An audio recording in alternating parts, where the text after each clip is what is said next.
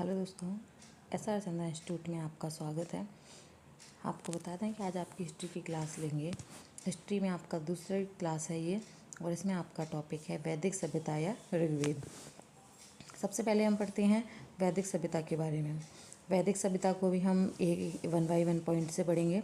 वैदिक सभ्यता वेद से बना है, अर्थात वेद का अर्थ क्या होता है बच्चों? ज्ञान। वेद का अर्थ है ज्ञान।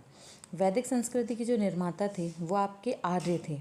आर्यों ने इसका निर्माण किया था आपकी वैदिक संस्कृति का। आर्य संस्कृत भाषा का शब्द है जिसका अर्थ श्रेष्ठ माना जाता है। वैदिक सभ्यता का प्रारंभ सप्त सैंधव सभ्यता से हुआ और इसे आर्य सभ्यता भी कहते हैं। वैदिक सभ्यता को आर्य सभ्यता भी कहते हैं। क्या कहते हैं बच्चों? वैदिक सभ्यता को आर्य सभ्यता। देखिए, इसमें जो आपके बाल गंगाधर तिलक थे, बाल गंगाधर तिलक द्वारा आर्यों का आगमन जो था भारत में, वो आर्यों के अनुसार था। बाल गंगाधर तिलक के द्वारा आर्यों का आगमन आर्यों के अनुसार ही था।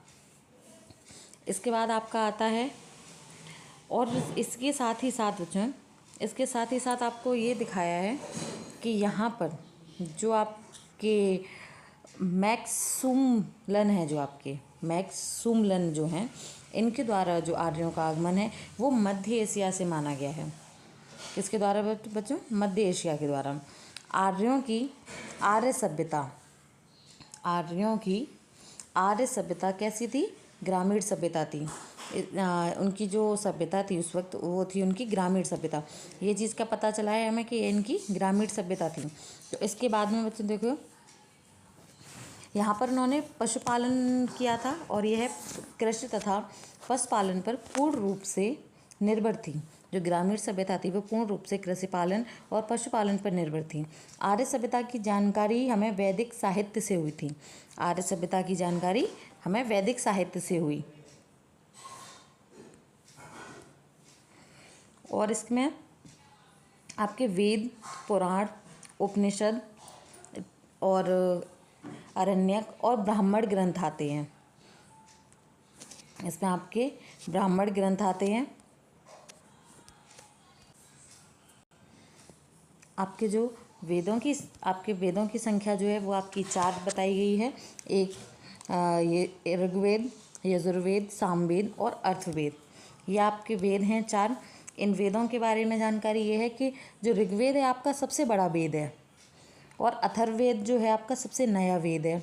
और प्रथम 3 वेदों के जो रचयिता थे महर्षि देवपायन यानी कि वेद व्यास थे। अथर्ववेद के रचयिता थे अथर्वा ऋषि। कौन थे बच्चों? अथर्ववेद के रचयिता अथर्वा ऋषि। इसके बाद आपकी बात आती है वैदिक साहित्य के बारे में। आपका ये वैदिक साहित्य है, और वैदिक साहित्य ये पूरी सभ्यता से है। और आपका जो ऋग्वेद लिया गया है ये भी आपकी वैदिक सभ्यता से लिया गया है। इसमें आपका वैदिक सभ्यता में पहले आप जानेंगे वैदिक साहित्य के तात्पर्य चारों वेदों के विभिन्न ब्राह्मण ग्रंथ, आरण्यक तथा उपनिषदों से है। इसमें जो वैदिक साहित्य का जो तात्पर्य है आपका वेदों का, वो ब्राह्मण ग्रंथ और आरण्यक और उपनिषदों से है। इसके बारे में आपको नीचे बताया गया है। जो आपके प्रथम वेदों को जो आपके प्रथम जो 3 वेद हैं, यानी कि ऋग्वेद, यजुर्वेद और सामवेद, ये आपके जो प्रथम जो 3 वेद हैं उनको इसमें अर्थवेद सम्मिलित नहीं किया है। इसमें जो आपका अर्थवेद है इसको सम्मिलित नहीं किया गया है। इसमें आपके अथर्ववेद को सम्मिलित नहीं किया गया है। इसके बाद आपका आता है ऋग्वेद। ऋग्वेद के बारे में आपका है कि जो ये आपका जो ऋग्वेद है वो आर्यों का सबसे प्राचीन वेद है। और ऋग्वेद का अर्थ होता है छंदबद्ध रचना। क्या होता है बच्चों? ये आपका होता है छंदबद्ध रचना। ऋग्वेद, ऋग का मतलब, और वेद का मतलब तो आपको पता ही है कि ज्ञान। तो ऋग का अर्थ है छंदबद्ध रचना या श्लोक। आपको ऋग को श्लोक भी कहते हैं। और ऋग्वेद की रचना संभवतः सैंधव प्रदेश से हुई थी। जो ऋग्वेद की रचना की गई थी वेद व्यास द्वारा, वो सैंधव प्रदेश से की गई थी। और आप ऋग्वेद के बारे में जानिए। ऋग्वेद के साहित्यिक प्रमाण जो हैं वो आपके निम्न हैं। पहला आपका साहित्य प्रमाण है, ऋग्वेद में 10 मंडल हैं। कितने मंडल हैं? 10 मंडल। 1028 सूक्ति हैं और 10,465 ऋचाएँ। ऋचाओं का मतलब होता है यहाँ पर मंत्र से, जो मंत्र वगैरह पढ़े जाते हैं वो 10,462 मंत्र हैं। और दूसरा और जो सातवां है आपका, जो दूसरा और सातवां मंडल जो है आपका मंडल, दूसरा और सातवां जो आपका है मंडल सबसे पुराना मंडल है। और इसके बाद 18वां, 9वां और 10वां जो मंडल है वो आपका सबसे नया मंडल है। ये आपके सबसे लास्ट मंडल बनाए गए हैं। 18, 9 और 10वां नया मंडल है। 9वें मंडल में सोम का वर्णन है। सोम का मतलब यहाँ मतलब मधुरता से है, संगीत से। तो हल्का सा इसमें सोम का वर्णन है। आपके 9वें मंडल में सोम का वर्णन है। तीसरे मंडल में गायत्री मंत्र का उल्लेख है। गायत्री मंत्र तो आप सभी जानते हैं, तो आप इसमें आपके गायत्री मंत्र का उल्लेख है। गायत्री मंत्र जो है ये आपके सवित्र देव और सावित्री देवी का है। गायत्री मंत्र जो है वो सवित्र देव और सावित्री देवी का है। और यह आपका विश्वामित्र द्वारा लिखा गया है। तथा गायत्री मंत्र जो है आपका, आप सभी जानते होंगे कि गायत्री मंत्र आपका सूर्यदेव को समर्पित है। यह सूर्यदेव के लिए बोला जाता है। और इसके बाद आपका आता है चौथा मंडल। यह है आपका चौथा मंडल। चौथे मंडल में है आपका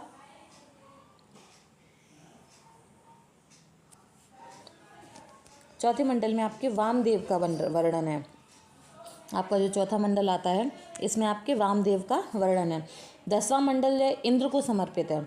इंद्र भगवान जो हैं, 10वां मंडल इंद्र भगवान को समर्पित है। जो ऋग्वेद है आपके, इस ऋग्वेद में 250 सूक्तियों का वर्णन है। इसमें सूक्तियाँ ऊपर बताई थी 10,462 थी, और इसमें लेकिन ऋग्वेद में आपकी 250 सूक्तियों का वर्णन दिया हुआ है। और 7वें मंडल में दशराग्य युद्ध का वर्णन। दशराग्य युद्ध वो था जो सुदामा जी तथा विश्वामित्र के बीच परशुड़ी नदी, यानी इनकी वर्तमान में जो नदी है, परशुड़ी नदी का नाम वर्तमान में रावी नदी है।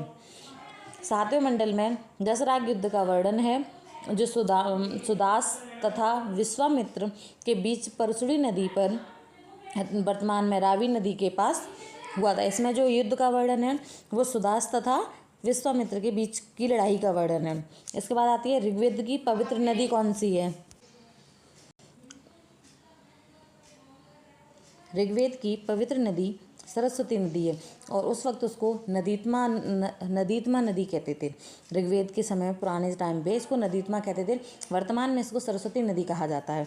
इसमें आपके ऊपर मैंने बताया था ब्राह्मण ग्रंथ थे आपके, ब्राह्मण ग्रंथ, अरण्यक, उपनिषद। ये देखिए यहाँ है आपके ब्राह्मण ग्रंथ। जो आपका ब्राह्मण ग्रंथ है ये वेदों के गद्य भाग हैं। ब्राह्मण ग्रंथ, उपनिषद और अरण्यक जो है वो वेदों के गद्य भाग हैं, जिनके द्वारा वेदों को समझने में सहायता मिलती है। तो आपका ब्राह्मण ग्रंथ जो है वो 2 तरीके का है, एक ऐतरेय और एक कौशितकी। मतलब आपके ये 2 तरीके हैं ब्राह्मण ग्रंथ को जानने के लिए, ऐतरेय और कौशितकी। ये 2 सरल उपाय हैं जिससे हम ब्राह्मण ग्रंथ को जल्दी से समझ सकते हैं। तो पहले बात है ऐतरेय ब्राह्मण ग्रंथ की। इनकी माँ का नाम था इत्रा था। जो ऐतरेय हैं, ऐतरेय, इनकी माँ का नाम इत्रा था, इसलिए इत्रा पुत्र होने के कारण इनका नाम महेदास ऐतरेय पड़ा। किसकी वजह से बच्चों? इनकी माता का नाम इत्रा था, और इत्रा देवी के पुत्र होने के कारण इनका नाम महेदास ऐतरेय हुआ। अब बात आती है दूसरे नंबर पे कौशितकी ब्राह्मण ग्रंथ की। ब्राह्मण के संकलनकर्ता कुश्यक ऋषि का दूसरा नाम श्रेय शंखनाद था। क्या था? ब्राह्मण के जो संकलनकर्ता थे वो कुश्यक ऋषि थे, उनका दूसरा नाम था श्रेय शंखनाद। तीसरा पॉइंट है, यहाँ ब्राह्मणों ने अश्वमेघ यज्ञ तथा इंद्र महाअभिषेक किया था। अश्वमेघ यज्ञ हुआ था वो इसी ब्राह्मण ग्रंथ के द्वारा किया गया था। ब्राह्मण ग्रंथ के द्वारा आपका अश्वमेघ यज्ञ और इंद्र महाअभिषेक किया गया था। इसके बाद आती है बात आपकी उपनिषद की। उपनिषद में देखो क्या पढ़ेंगे। उपनिषद बहुत ही कम पॉइंटों में लिखा है। उपनिषद का अर्थ होता है, उप का मतलब होता है समीप, और निश का मतलब होता है बैठना। मतलब इसमें छात्र गुरु के पास बैठकर ज्ञान सीखता है, उसको कहते हैं उपनिषद। ये वेदों का अंतिम भाग है। आपका जो उपनिषद है ये वेदों का क्या है, ये अंतिम भाग है। जो वेदों को पढ़ने का जो सरल तरीका है उसका ये क्या है, अंतिम भाग उपनिषद है। और अतः इन्हें वेदांत भी कहते हैं। आपका जो उपनिषद है इसको वेदांत भी कहते हैं। कुल आपके उपनिषद कितने हैं, 108। कुल उपनिषदों की संख्या कितनी है, 108। इसके बाद आपके 10 उपनिषद महत्वपूर्ण हैं। अभी कितने हैं, 10 उपनिषद बहुत ही महत्वपूर्ण हैं, जो आदि गुरु शंकराचार्य द्वारा रचित हैं। जो आदि गुरु शंकराचार्य द्वारा रचित हैं। जो 10 उपनिषद महत्वपूर्ण हैं उनको आदि गुरु शंकराचार्य ने लिखा है। अब अरण्यक की बात आती है तो इसका अर्थ है, अरण्यक का अर्थ होता है वन में लिखे जाने वाला। अरण्यक का अर्थ है वन में लिखा जाने वाला या लिखे जाने वाला। और अरण्यक को वन पुस्तक भी कहते हैं। क्या कहते हैं, अरण्यक को वन पुस्तक भी कहते हैं। इसके बाद हम आपको पढ़ाएंगे, आपका ऋग्वेद होने के बाद अब आपकी बारी आती है यजुर्वेद की और फिर आपकी सामवेद की। आपके 4 वेद हैं ना, ऋग्वेद, यजुर्वेद, सामवेद और अर्थवेद। अब जिसमें से आपको ऋग्वेद के बारे में मैंने बता दिया है, अब नेक्स्ट क्लास में आपको यजुर्वेद, सामवेद और अर्थवेद इन तीनों के बारे में बताऊंगी। आपकी हिस्ट्री की जो क्लास है कल आपको तीसरी क्लास मिलेगी यजुर्वेद, सामवेद और अर्थवेद के साथ। और इसके साथ ही साथ आप चैनल को सब्सक्राइब करें, लाइक करें और शेयर करें, साथ ही साथ कमेंट करें। और आपको आपकी जो वीडियो है इसमें से आपको एसएससी, जीडी, रेलवे, पुलिस, इन सभी में आपको बहुत काम आने वाली हैं। आपका पेपर मैं गारंटी से कह सकती हूँ कि इसमें आपका पेपर फंसना ही फंसना है। आप जितने अच्छे से इसको पढ़ेंगे उतना ही आपके लिए अच्छा होगा। आप जितना ज़्यादा इसमें फोकस देंगे, बहुत अच्छे से जितना ध्यान से इसको पढ़ेंगे, इसके नोट्स बनाएंगे, तो आपको इससे बहुत अच्छा फ़ायदा होगा। Thank you.